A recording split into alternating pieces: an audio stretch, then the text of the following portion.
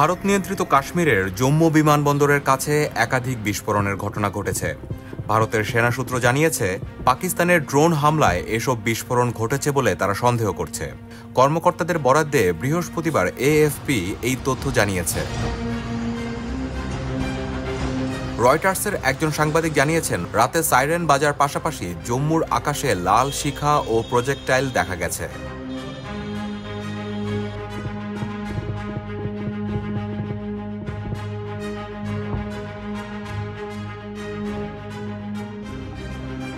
নাম প্রকাশ না করার শর্তে ভারতীয় এক কর্মকর্তা বলেছেন, জম্মুর বেশ কয়েকটি জায়গা এবং পাশের শহর আখনুর, সাম্বা এবং কাঠুরায় হামলা হয়েছে।